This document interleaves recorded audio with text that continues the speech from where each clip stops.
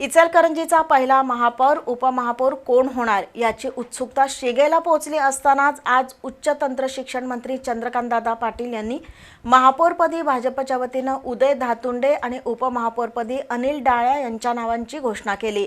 तसंच ही दोन्ही पदं 1.25 वर्षासाठी असतील असं सुतोवाच करत सत्तेत महायुतीतील घटक पक्षांनाही संधी दिली जाईल असं स्पष्ट केलं। त्यानंतर महापालिकेत जाऊन धातुंडे आणि डाळ्या यांनी आपले अर्ज दाखल केले। इचलकरंजी महापालिका निवडणुकीत 65 पैकी 47 जागा जिंकून महायुतीनं स्पष्ट बहुमत मिळवलंय। त्यापैकी 43 जागा भाजपच्या असल्यानं भाजपचाच महापौर होणार हे निश्चित होतं।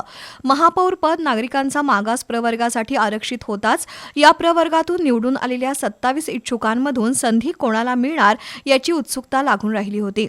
स्थानिक नेत्यांमध्ये एकमत होत नसल्यानं मंत्री चंद्रकांत पाटील यांच्या प्रमुख उपस्थितीत झालेल्या बैठकीतून 5 नावं भाजपच्या समितीकडे पाठवली होती। शुक्रवार हा महापौर आणि उपमहापौर पदासाठी अर्ज दाखल करण्याचा अखेरचा दिवस असल्यानं पहिला महापौर होण्याची संधी कोणाला मिळणार याची उत्सुकता होती।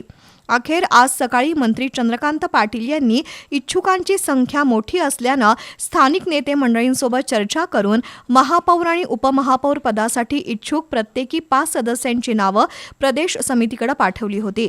त्यातून महापौर पदासाठी उदय धातुंडे आणि उपमहापौर पदासाठी अनिल डाळ्या यांच्या नावावर शिक्कामोर्तब झाल्याची घोषणा केली। महायुतीतील घटक पक्ष असलेल्या शिवसेना राष्ट्रवादी अजित पवार गटालाही सत्तेत सहभागी करून घेणार आहे। महापौर उपमहापौर पद 1.25 वर्षासाठी राहील असंही त्यांनी स्पष्ट केलंय। जिल्हा परिषद निवडणुकीबाबत बोलताना त्यांनी 12 जिल्हा परिषदांपैकी 9 ठिकाणी महायुतीचा सभापती होईल, तर कोल्हापूर जिल्ह्यातील 68 जिल्हा परिषद सदस्यांपैकी महायुतीला 45 जागा मिळतील असा अंदाजही वर्तवला। तसंच महापौर उपमहापौर बिनविरोध निवड होण्याची इच्छा व्यक्त करत मंत्री पाटील यांनी पिंपरी सांगलीप्रमाणेच विरोधकांनी इचलकरंजीतील निवडीही बिनविरोध कराव्यात असं आवाहन केलंय।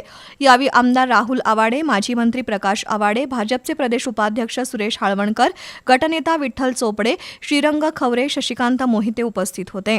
दरम्यान शिवशाहू विकास आघाडीकडून महापौर पदासाठी सयाजी चव्हाण, उपमहापौर पदासाठी संगीता आलासे यांनी अर्ज दाखल केलेत।